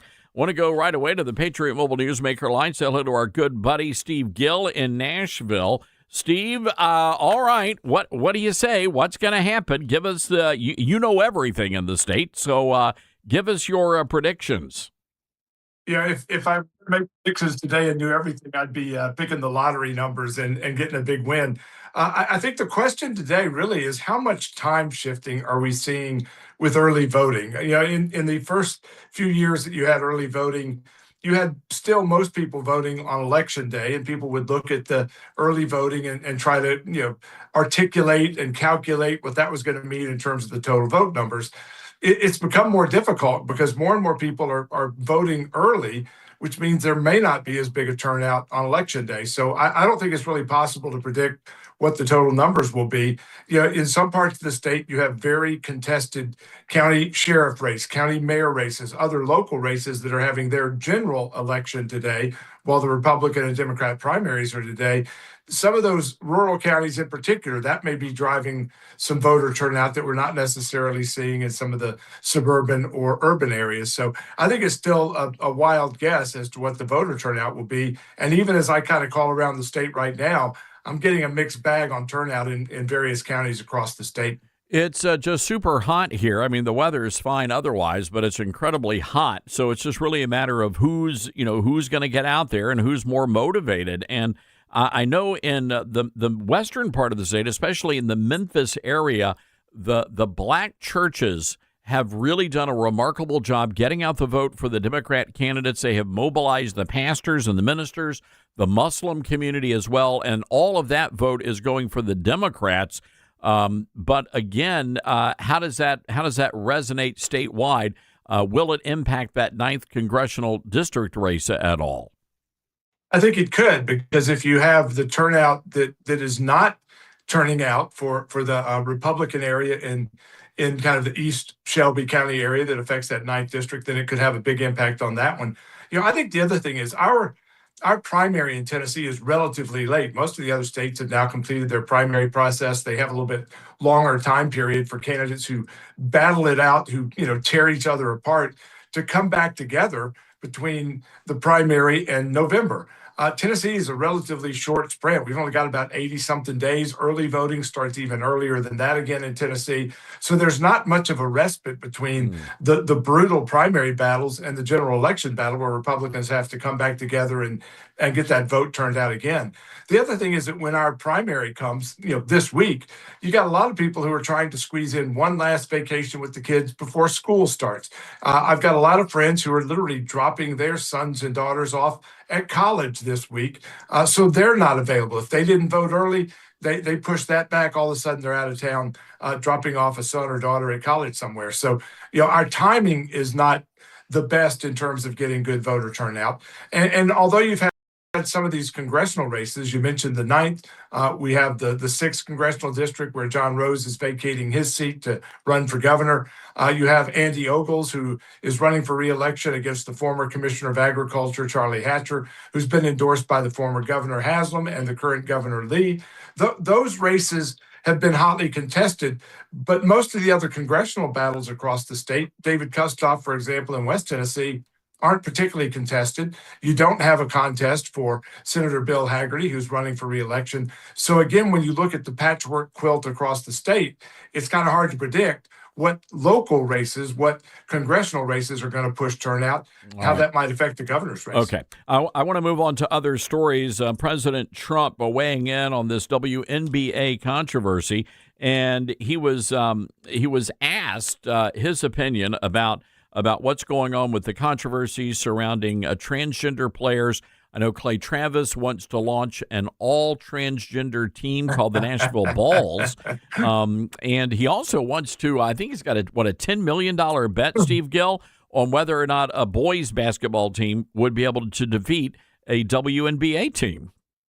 Yeah, he's challenged the WNBA team Lynx, I think they're out of Las Vegas, to a $10 million payoff if their team can beat his selection of a state boys basketball championship, high school boys, that he'll pick from somewhere in the country. He's putting up $10 million. You win, ladies, you get $10 million to split between yourselves. And I don't know if he's going to pay the high school boys, their coaches, and the managers the $10 million if they win. They ought to be able to get something if they prevail, particularly under this era of NIL. It is absolutely ridiculous that the WNBA is ignoring the W in their name. Women's, is the key, and they're letting these transgender men come in. They're defending the whole trans idea of men born as men competing with women. Todd, I played basketball at the University of Tennessee a long time ago. But when I finished my time, I was the men's practice coach for Coach Pat Summitt for the Lady Vols. And we had very strict rules. They weren't supposed to jump and block shots. The guys weren't supposed to really jump and pull down rebounds because the women's game was not elevated. And we had very tight restrictions on what we were to do because we're there to make the women better, not to show how good we could play basketball. I will say that I was fortunate to have played for the men's team at Tennessee instead of for Pat Summitt because I wasn't man enough to have played for Coach Pat Summitt. That's saying something right there.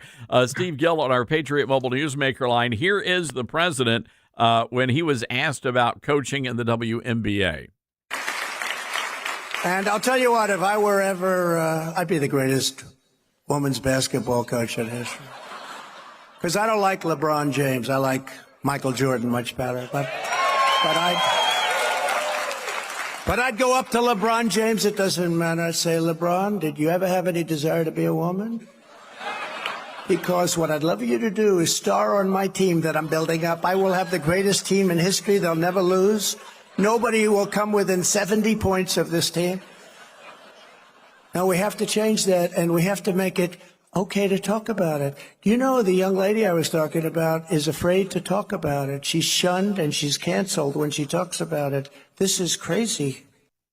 I mean, the whole thing is crazy, Steve. And again, these culture wars, they continue to rage on, which tells me that we still have a lot of work to do to secure the president's agenda on those issues. Well, and I think Clay Travis's team should have walk-up music, when they walk out like you do with baseball players walking up for their time at bat. It ought to be Shania Twain's Man, I Feel Like a Woman. I think the mockery that has to be directed at the WNBA, their leadership, that they can't even acknowledge that there is a significant difference between men and women in playing sports. You had the world champions, the World Cup winners, women's team a few years ago, best women in the world. They got beat by a bunch of 15-year-old boys in Dallas just on a travel team who were 14 and 15 years old, 5-2. It is not even a close call, and it is time for reality and common sense to intersect itself. And frankly, I hope that Sophie Cunningham and Caitlin Clark and the other heterosexual white women who are the stars of the WNBA, they're drawing the eyeballs, they're drawing the ticket sales. They need to leave and go to Europe and play and absolutely eviscerate the WNBA economically, which is where it was before they arrived on the scene. Steve Gill joining us on our Patriot Mobile Newsmaker line, the publisher of TriStarDaily.com. That's TriStarDaily.com. Steve, there's an interesting story out of the Washington Post. They're doing a deep dive on Vice President J.D. Vance's chicken coop. And, I mean, this is a pretty lengthy piece here, but they wanted to know whether or not it was actually legal for the vice president to install a chicken coop at the Naval Observatory, which, in fact, it is. I think that's like 70-something acres that the observatory sits on. So I think they're trying to raise the issue of, is the rooster, I don't know if they have a rooster, but is the rooster waking up people? Is this causing some sort of a health hazard? I can't even imagine what this media would have done in the days of Teddy Roosevelt, where they pretty much had an entire farm on the front yard of the White House. Well, if it's all hens, they're not going to be producing any eggs. I mean, it's kind of back to the whole transgender issue. Biology teaches us, if you want to get milk, don't go milk the bull. Make sure you go milk the dairy cow. And those who have not learned that lesson will find out pretty quickly on a farm. Again, this is just we're seeing Trump derangement syndrome move to J.D. Vance derangement syndrome, to Marco Rubio derangement syndrome. And Todd, as we were talking the other day, we said for a long time that liberals, prove that liberalism is a mental disorder. And when you see the candidates they're putting up statewide in Maine, in Wisconsin, in Michigan, and now stuff like, attacking the chickens at the Naval Observatory, it's clear that liberalism is a mental disorder, and they're just out to prove it to us this election season. Steve, the Washington Post, apparently the family eats a lot of eggs, like 14 eggs a day. That's a lot of eggs. So anyway, Usha, who just had the baby, they said, well, there are health departments that say pregnant women should avoid handling chickens because of the risk of salmonella infection. I mean, they're going out of their way to try and find a way to criticize the vice president. Even one of the subheadings, is it legal for the vice president to actually raise chickens there at the Naval Observatory? I suspect that the writers for the Washington Post are among those who think that chocolate milk comes from the brown cows. I mean, these are people who probably haven't, spent any time on a farm anywhere in their entire life, much less their adult life. And yet they're going to try to lecture the vice president, his family, and the rest of us on agriculture policy. When, again, their closest thing to chicken production is going to Kentucky Fried Chicken. Oh, there you go. So for the record, yes, it is legal to raise chickens in Washington, D.C. The chicken keepers must keep some requirements or meet requirements before the city issues a permit. But there you go. The hen house does appear to be within compliance there. So there you go. All right, Steve Gill, it sounds like you've got a long day as the voting continues, and they'll start counting those votes. We will be sure to watch out for the results at TriStarDaily.com. We'll have some details. We'll have some analysis, and we turn immediately to, if Marsha Blackburn wins the governor's race, the next big question is, who's got next? Who will replace her in the Senate? The governor will appoint a temporary replacement to run for a 2-year balance of her term. But in the meantime, either it's Governor Lee, or does she wait until moments after she gets inaugurated and make the pick herself? So that's going to be the next big speculation. Who's got next? All right, there you go. Steve Gill, TriStarDaily.com. All right, our telephone number, 901-260-5926. That's 901-260-5926. Going to your calls next. You're with Todd Starnes.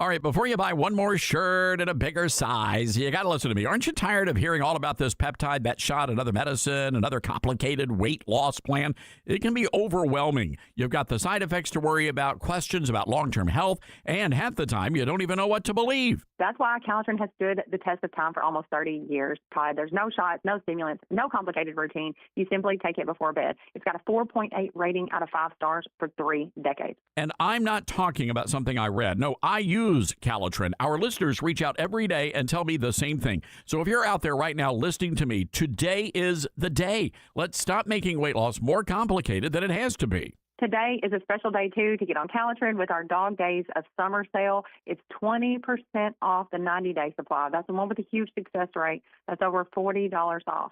We also have our easy pay plans available, too, so call 833-TOP-LOSS or visit toploss.com. Use promo code TODD for free shipping. Hi, this is Todd Starnes. I realize there are many choices when it comes to who you choose for your cell phone service, and there are new ones popping up all the time. But here's the truth. There's only one that boldly stands in the gap for every American that believes that freedom is worth fighting for, and that's Patriot Mobile. For more than 12 years, Patriot Mobile's been on the front lines fighting for our God-given rights and freedoms while providing exceptional nationwide cell phone service with access to all 3 of the main networks. Don't just take my word for it. Ask the hundreds of thousands of Americans who've made the switch and are now supporting causes they believe in simply by joining Patriot Mobile. Switching is easier than ever. Activate in minutes from the comfort of your own home. Keep your number, keep your phone, or upgrade. Patriot Mobile's all U.S.-based support team is standing by to take care of you. Call 972-PATRIOT today or go to patriotmobile.com/Todd. Use promo code Todd for a free month of service. That's patriotmobile.com/Todd or call 972-PATRIOT and make the switch today.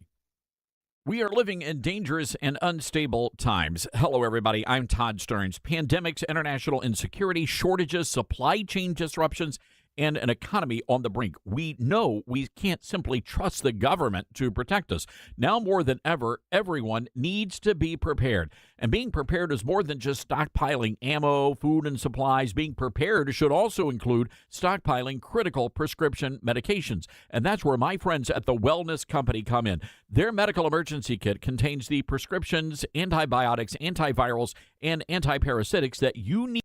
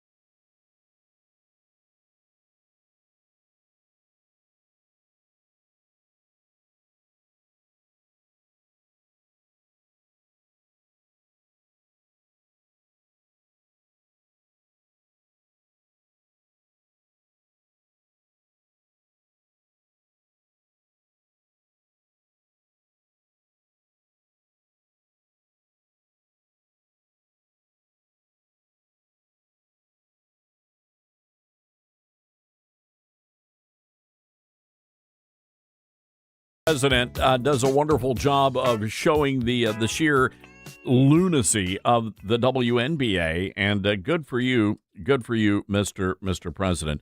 You know, I am wondering, is this like I think a lot of young people now are doing the whole chickens. Dylan, do you and the missus, y'all have chickens over in the condo? We live in Germantown, so I don't think I'm Probably allowed not. to have those. No, I don't think so. There have to be a certain breed of chicken. I guess. If we could, then I maybe would, because I like chicken a lot.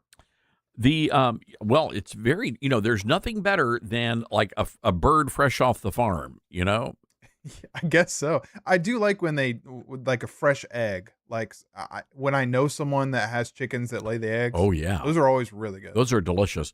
I am curious though, and maybe there might be. We have a lot of farmers that listen to us. I am wondering, when you go to the grocery store and you get a chicken breast, I mean, those are big bosomed birds. So my question is, are those like, is that normal? Because when I go out to the farm, it seems to me, if the birds were really that big bosomed, they would just be top heavy and just flop right over.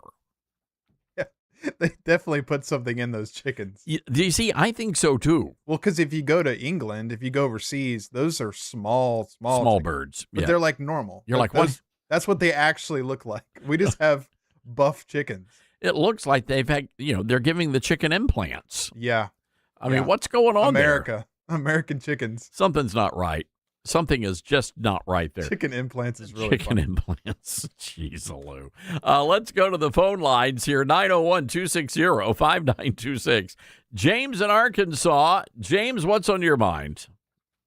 Hey, Todd. Thanks for taking my call. Yeah, sure. I just had a little, thing to say. A bone to pick with one of your guests.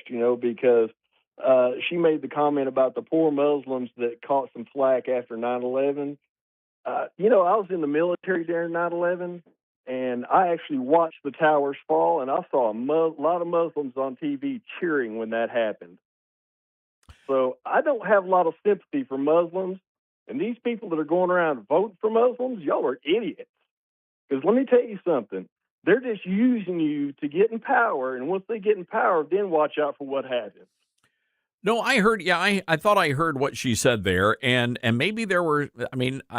Maybe there were some that were sympathetic to what happened to our country on that day. But I'm with you. I saw a lot of videos coming out of places like New Jersey and the Middle East where the Muslims were celebrating in the streets as our fellow citizens were burning to death or were being buried under those towers. So yeah, I hear you on that. Or actually, as they showed on TV, Todd, people actually jumping out of windows because they had nothing else to do. And those people, and let me tell you something, I'm not talking about videos from the Middle East. I'm talking about videos from right here in this country. And I got I'm not preaching hate. I'm not saying you should hate anybody. But let me tell you something, those people don't want to come over here and be American. They don't want a Taco Bell on every corner in their country, and they want to come over here and be Muslim and bring their Sharia law with them. I know what you don't want to live under it. No, you don't. No, it's true. You don't. It's a disturbing ideology. I will say that. And James, it's dangerous, and we've got to figure out a way to address this before it's too late. I just really shudder to think about what this country could look like 10, 20 years from now. I mean, it's a concern. James, thank you for calling in. This is interesting. According to the Washington Post, there are political motivations. They say there are political motivations behind the flock of chickens being raised by the vice president. The Post says it's a theory that resonates with Danny Bowers, who keeps 19 chickens on suburban property in Utah County, Utah. Bowers, who uses they-them pronouns. Why do they have to point that out? Why is that important to the story here? Bowers, who uses they-them pronouns, points out that some conservatives have embraced the values espoused by the trad wife influencers, many of whom raise chickens. The trad wife, that is, for those of you in Bartlesville, that would be traditional wives. The traditional wives, they have traditional values. So they're saying this is some sort of is the vice president trying to signal something to conservative women by raising chickens? 901-260-5926. Maybe they're just, trying to save money at the grocery store like the rest of us. I don't know. We'll be right back.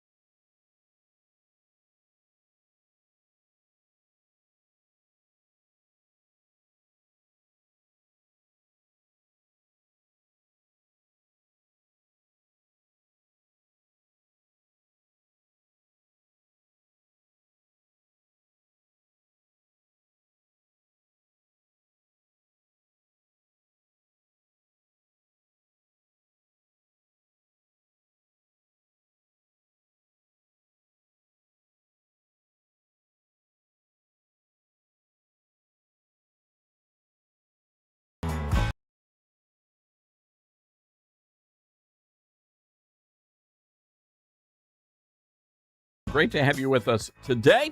Our telephone number 901-260-5926. That's 901-260-5926. I want to go to the Patriot Mobile Newsmaker line and say hello to our good friend Caleb Park. He is a journalist and host of The Good Report with Caleb Park. Caleb, hope you're doing well today. Hey, Todd. Great to be with you. Thanks for having me. All right, Caleb, we've been talking about the Washington Post story about the vice president. They're doing a deep dive into the official vice presidential chicken coop, and they're saying that a lot of this may just be political because apparently a lot of folks your age are embracing chickens because of the trad wife movement. I'm wondering, first of all, do you agree with that? And second of all, do you have a flock of chickens? Yes, Todd. I am one of the many in my generation, millennials, that is embracing this traditional lifestyle. My family got a chicken coop during COVID, and I was in charge of taking care of the flock. We started out with 12, and we are down to 1 right now. What happened? Did you kill them? What happened to them? Did they Did they fly the coop? Yeah, there were some miracle chickens that wandered away and came back. They are free range. The eggs taste better that way, but it's time. We're ready to do what the vice president did and get some new chicks, and I think that's going to be happening next spring. Well, but yeah, nature took its course on some of them. There's nothing wrong with a red-blooded American man wanting to hang out with more chicks. That's what I say. Amen. Amen to that. Caleb, big stories that have been on your radar. Of course, we've been following the whole Sophie Cunningham drama. The president of the United States weighing in, saying that he would actually put LeBron James in a wig if he were coaching a WNBA team. What do you make of all of this in the big culture at large? Yeah, Todd, as an older brother, I have 2 younger sisters, and growing up and watching them play sports, and I played soccer, and we had a girl on our team because our high school didn't have a girls soccer team yet, and it was there's this very obvious advantage that males have that we have over women, and I think we can laugh about like LeBronda James or just how that Frenchman that is playing against the females in France, and he's 6'3", got these huge muscles. But at the end of the day, we really, really do need to protect women and protect little girls. And I think Sophie Cunningham is doing a great example of that. I applaud her. I'm a big fan. I haven't watched any actual games, but I'm following her on social media, and I'm supporting her. The other big story we've been following is Zach Brown. So I understand this is a great story. Zach Brown, he's giving away a cruise. Is that right? Yeah, so it's Margaritaville at the sea, and he surprised thousands of fans. It was a sold-out venue at Fenway Park in Boston. Their 15th consecutive sold-out concert, and I don't think anybody saw this coming. It was valued at $40 million. So I think every fan there was pretty excited. And it's not just a 1 ticket, it's 2 tickets for each person that was there at the concert. So that's a huge deal. That's massive. So, and they're getting a free cruise. Yeah, that's right. I went on my first cruise. I'm here in South Florida, and I went on my first cruise last year. It was so much fun. All you can eat buffets. Obviously, this is going to be Margaritaville, so they're going to have a lot of good drinks and music and just a very relaxing time, I think. And Zach Brown Band will be performing on that boat as well. So I think, yeah, it should be a lot fun. I just don't Hopefully know about fried chicken as well. Yeah, see, I just don't know about all this, Park. I've seen the videos. The people, they run out of chicken tenders in the buffet, and the next thing you know, it's like it's on like Donkey Kong. I mean, all sorts of fighting and crazy stuff going down. I think that depends on which cruise line you're on there, Todd. But I know the videos you're talking about, and that would concern me too. I think they'll be safe on this one. All right. I just want to make sure that, you're not sitting poolside. The next thing you know, you're surrounded by all these, 400-pound women digging thongs out of their buttocks, looking like a bunch of beached seals over there in San Francisco. Well, that certainly might be the case, but if it's free, what do they have to lose? Oh, fair enough. You can't argue with free, right? It is, you get a little salmonella, but you know what? It's for me. It was a free cruise. There you go. Caleb Park, host of The Good Report with Caleb Park, and the website, Caleb with a C, Caleb Park with an E.com, calebpark.com. Can we talk about this this national anthem? Martha, I don't want to do we have to subject our listeners to it again? I guess we have to. This is the national anthem that was played at the very first Women's Pro Baseball League game. Martha Reeves, world famous musician from years ago. Here's what it sounded like. Oh, say, can you see? Okay, that's enough. Wow. It's bad. It's really bad. Yeah. The first time I heard that, I was like, are we being punked? Like, is Ashton Kutcher gonna run out? And then, Todd, you saw that TMZ report, right? The video that they released, that they actually rehearsed this, and she told the backup singer, she's like, I don't need these backup singers. So I think she might have taken the title from Roseanne Barr years ago, but the thing with Roseanne Barr was, you knew she was a comedian. With Martha Reeves, she's this, she's got this storied career. So I don't think anybody expected that, but we are talking about the professional baseball women's league now. So no press is bad press for them, I think. Yeah, for all the wrong reasons, all the wrong reasons. This story, and I'm curious to hear from all of our great North Carolina listeners, the headline from Fox News, Miss North Carolina, USA, loses crown after organizer condemns racism, homophobia, and transphobia. So this is not good, but apparently the Brittany Bolton House was stripped of her title. They took her crown away for some things that she wrote, many years ago. I think this goes all the way back to 2017. And she is, what is the nationality of, she is a Honduran Mexican model, and she also encouraged people to vote for President Trump. But apparently, nearly a decade ago, she used the N-word on social media. Caleb, I don't know how many times I have to tell the young people of America, you got to be careful what you put on social media, because it will come back to haunt you. Yeah, you're right, Todd. It is really sad, because we're growing up with a generation, my generation, we started on social media. Now this generation, as infants, they're on social media, as kids. And so people do have to be really, really careful outside of the mental health tolls that it takes, but that could jeopardize titles, positions that you get. And if you're not your own boss, you're at the jeopardy of somebody else. And so I think, this is a perfect example of that. And even though she was apologetic, they still stripped the title away from her and the crown from her. Pretty sad. Yeah, well, it is. And again, I think the interesting part of this is she is actually a minority. So there you go. So.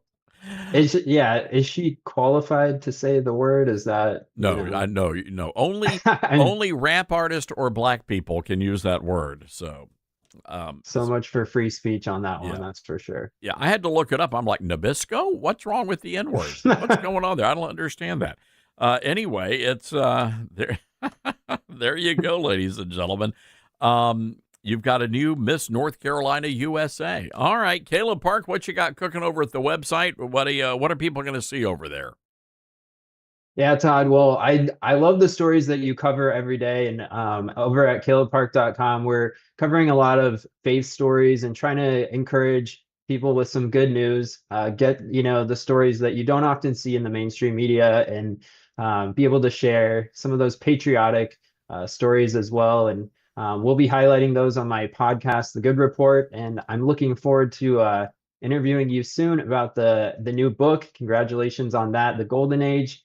We're excited to flip the script, and I'll be able to ask you some questions. So hopefully you guys will be able to tune into that, and hoping to share some stuff, that you don't always get to hear, and that can be kind of negative, but hopefully you'll be lifted up if you follow me on social media. Have some fun and share some good news. It's going to be a lot of fun. CalebPark.com, ladies and gentlemen. Go and follow him. Follow him on all of his social media feeds are off the charts. Also, be sure to follow Caleb on Instagram as well. All right, Caleb, we look forward to having you on weekly to talk about crazy culture war stories. Caleb Park, everybody. Thanks, Caleb. Thanks, Todd. All right, we've got to take a quick break. When we come back, we're going to take your calls. 901-260-5926. You folks in North Carolina, do you believe that the right decision was made here to strip this young woman of her? By the way, she is also the first married woman and the first woman of Honduran descent to win the Miss North Carolina USA title.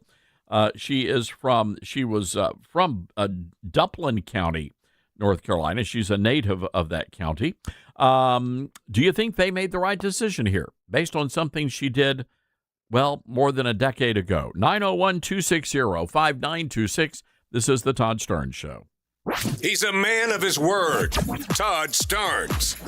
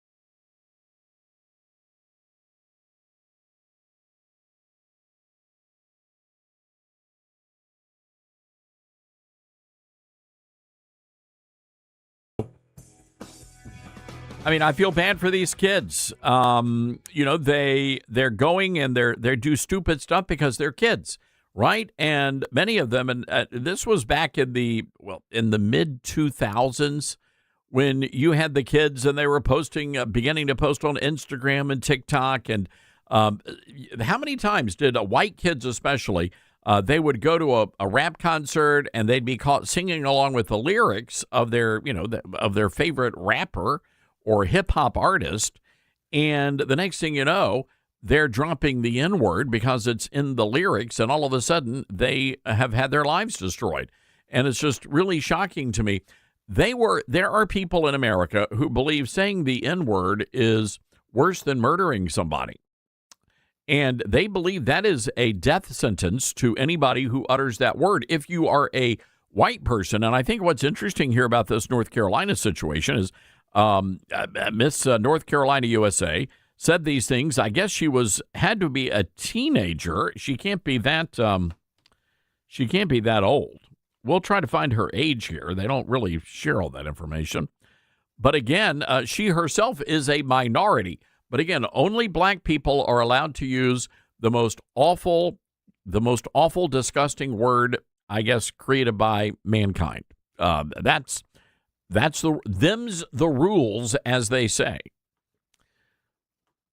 And you're better off robbing a liquor store than you are uttering that word. I'm just saying. It's people will forgive you for that. It is what it is. 901-260-5926. Scott in Pennsylvania. Scott, what's on your mind?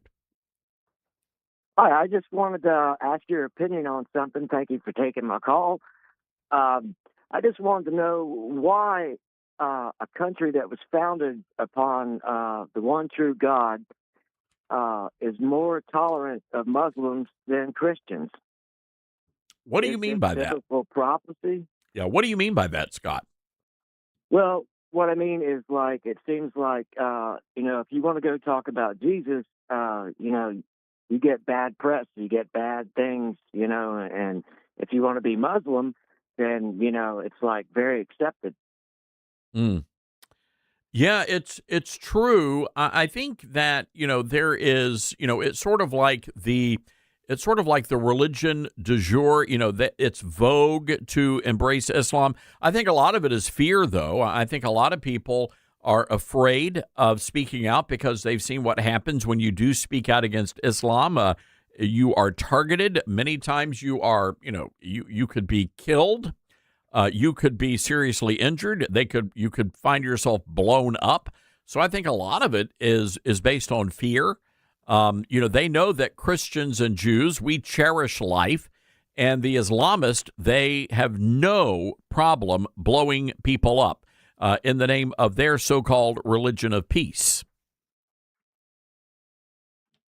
Correct. And, even our monetary system, our coins and our money, says in God we trust, not in Allah we trust. Well, so far, that's what it says.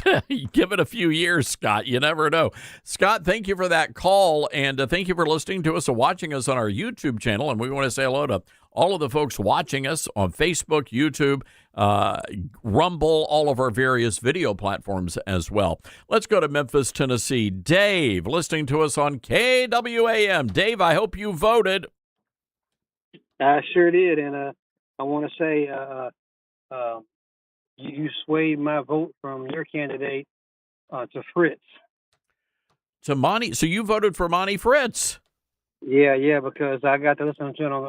He had some good points and his Christianity and his constitutional beliefs, and I was going to vote Blackburn, but when he sealed the vote when I listened to him when he was on your show.